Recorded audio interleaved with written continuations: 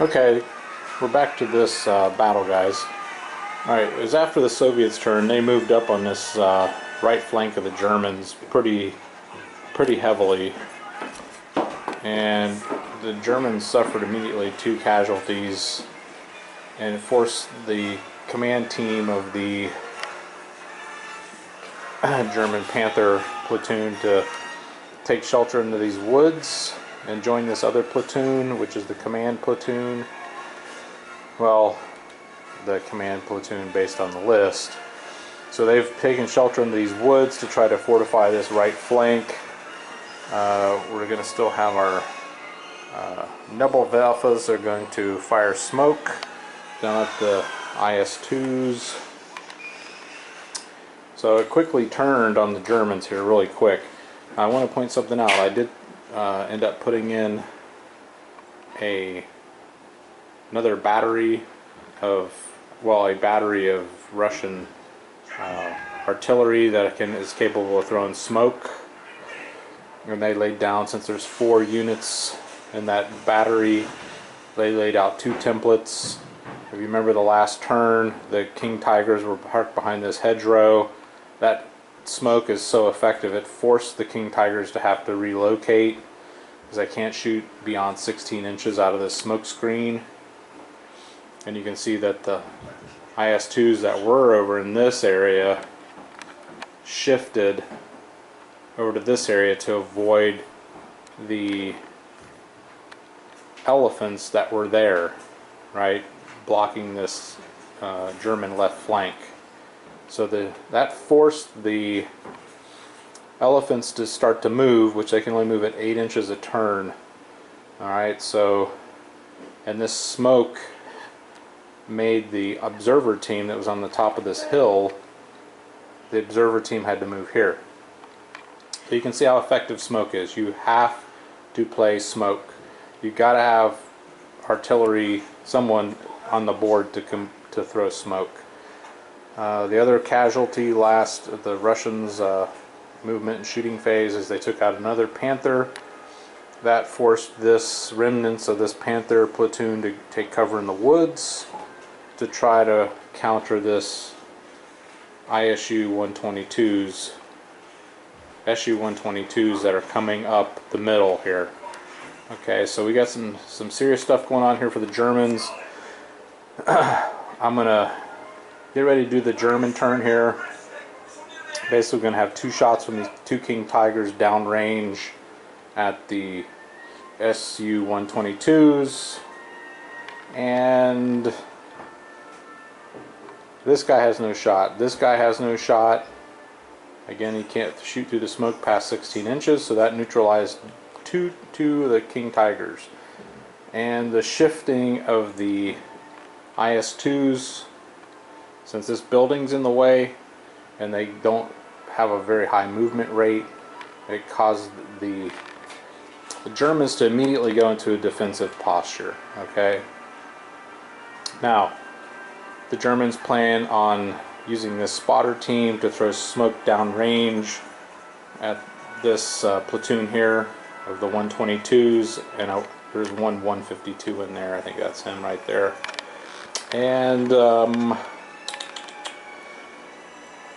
you know, we're at this point. My plan, the German plan, is I have taken right behind this hill. There was 2 half tracks of Fallschirmjägers, and you see they have driven over to here. Their plan is they're going to rejoin with this 2, and they're going to try to do a end around down the freaking left flank as the Russians move up. Okay, that's about the only chance that the Germans have of taking this objective back here.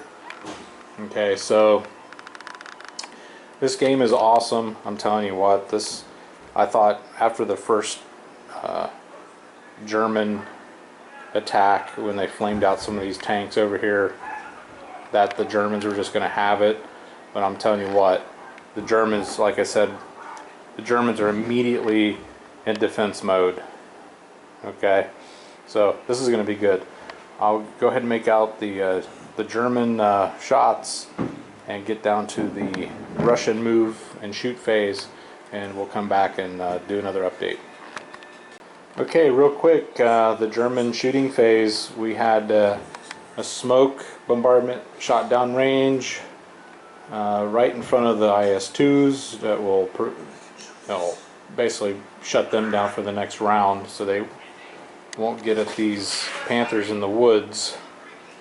And then the German King Tigers had 2 shots downrange. They took out one of these tanks, and then the artillery bombardment from these 152 millimeter howitzers from the spotting team here, they took out another one. So the Germans took out 2 122s downrange. One was a 152. So they basically took out 2 and kind of stem the advance of the Soviets a little bit. So that definitely helped the Germans. They definitely cut down on their effectiveness. This right flank move over here is basically going to be stalled for at least another turn. And we've got the Germans. It buys them another turn to reposition the Elephants and the King Tigers to stem the tide of this group coming over and this group coming up the middle. Alright, so we'll see how it goes out, and we'll come back to another cutaway after the Soviets move and shoot. Okay, the Russians just finished their turn. Basically shot another smoke barrage in the middle right here to kind of block off the King Tigers for next turn when the Germans get a chance to shoot. But at this point, you know, it's also affecting the Russians' shots because they have to shoot through the smoke. And you see they formed a firing line with the 122s and the IS-2s, and they fired downrange into these woods at these Panthers. There's 2 Panthers hidden in these woods, so obviously they needed 6s to hit. They were definitely within range, 32 inches, but no hits. We had 3 IS-2s fire at the side of this King Tiger here, no hits. 2 from the hedgerow firing at this King Tiger, no hits. Coming over here, since they're coming through the old German smoke from last round, it doesn't dissipate till the start of the Germans round. They drove into the smoke. They took 5 shots into these woods with the 3 Panthers, no hits. We got the Russian infantry, or the Soviet infantry, coming up this German right flank, and then we also have the next detachment of Soviet infantry moving up the middle, closer up to these ruins, and then the attempt to obviously take the German headquarters. Let's see what else. We had 1 pot shot from a 122 right here, and he missed. So the Russians had no kills. They basically just moved up, formed essentially a big firing line, and didn't score anything. So that's basically the end of the Russians' turn. Now we're going to go into the start of the German turn, and I will be right back and I'll show you what the Germans were able to accomplish. Alright, end of the Germans' turn. It actually ended up being pretty profitable for the Germans. Germans used their screaming memes, their Nebelwerfers. They got their spotter team lurking in the woods over here, this motorcycle with sidecar, and they got their little radio. So they radioed in a strike on this transport team. They chose not to shoot smoke this round, and rightly so. They took out all 3 of the transports, and then the riders had to do a 5+ save, and only 2 of the Soviet teams saved. Obviously I just throw in the command team. So they basically neutralized this transport team over here, moving up the right flank. Now, there wasn't a whole lot went on over here. We fired some shots from the King Tiger platoon. One of the King Tigers did score a hit and took out a 152. All right, everything else was to no avail because of this smoke screen. It really knocked a point off. Then we had the 2 Panther tanks in the woods. They fired a 4-round volley across the smoke field and scored no hits. Elephants were basically neglected this turn. They were out of range. They have a 40-inch range. I moved the spotter team, which is in this Kubelwagen, up into the King Tiger platoon so that they could spot downrange to these IS-2s. They spotted on this IS-2, which gave these 3 IS-2s within the template, and we fired a 3-volley range-in attempt from the artillery battery, the 152s, and nothing. They didn't range in on all 3 attempts, which totally sucked. So basically what I did do for the Germans is I moved the Fallschirmjägers and their half-tracks up more, and we got these Fallschirmjägers up behind this hill.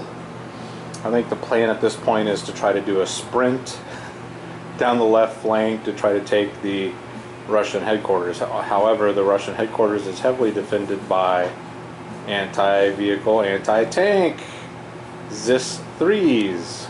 So that ought to be interesting. I would say at this point of the match, with this trial battle with both these lists, it's really been a very fun battle so far. And I would say at this point the Russians have the upper hand. They still have this transport team coming up. Now, you don't have to use a transport team to take the headquarters. It could be one of these tanks. They come up here and just seize this headquarters. So that doesn't decide the game, but the Germans still are in a, like I've said before in other videos, the Germans are almost immediately put into a defensive posture because of just the sheer numbers of the Soviets coming at them.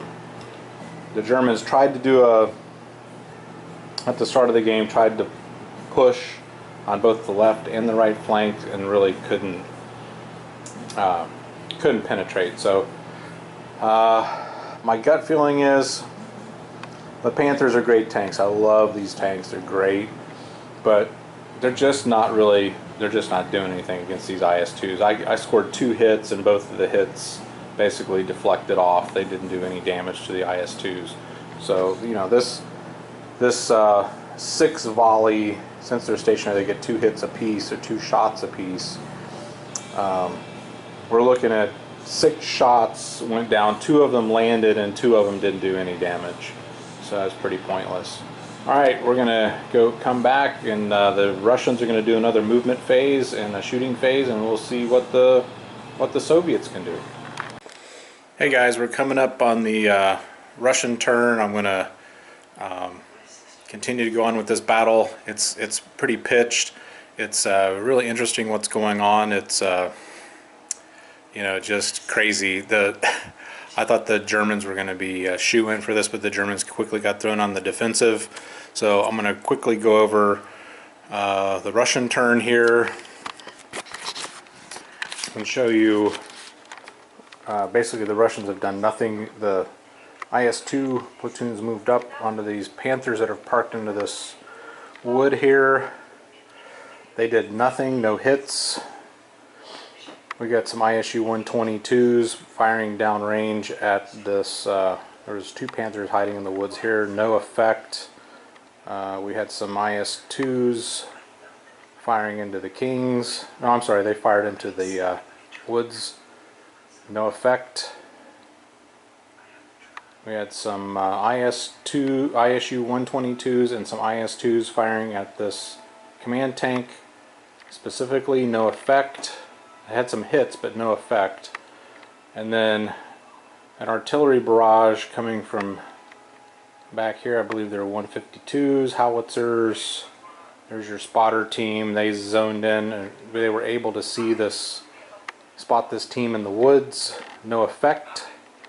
And then we had the bailed out teams from this convoy that were taken out by the rocket launchers. This team did fire into the woods, and they did take out the the sidecar spotter team. So this team over here can only shoot at what they can see, because their spotter is gone. So it's going to be kind of interesting. We've got a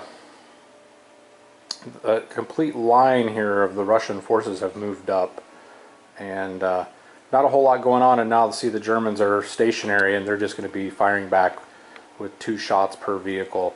So let's see what kind of carnage that the Germans can dish out here. This is kind of what I'm up to today. Got a little Star Wars on. I'm working on my spearmen for my Empire Army. They're coming along, getting ready to... I did the white, now I'm getting ready to do the red. I did want to point out to you guys, I got these at Hobby Lobby, but I really like them. They come in a nice package. They're easy to clean. Even when the paint's dry, you just soak them in hot soapy water, and it's a great way to mix up your paints. As a lot of you know, I like to dropper maybe 1 or 2 drops into a area, and then I use my my eyedropper to drop some water, like 1 or 2 drops, and then I mix it in with my back end of a paintbrush.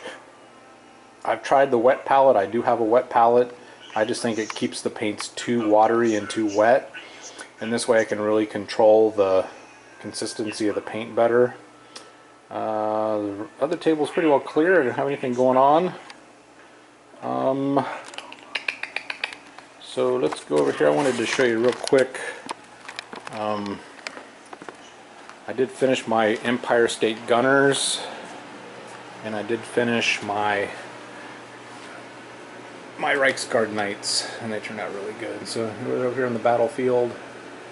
So there's my Reichsguard Knights. There's our fearless leader. They turned out really good. And these are my Empire State Gunners. There's my leader and my other units here. I haven't ranked them up yet with magnets and movement trays yet, but that'll be the last step when I get done with my spearmen. Kind of with that splash of blue for the feathers in their caps and things. It kind of turned out nice. It's a nice contrast, and see, everything turned out great. I'm really happy with them. All right.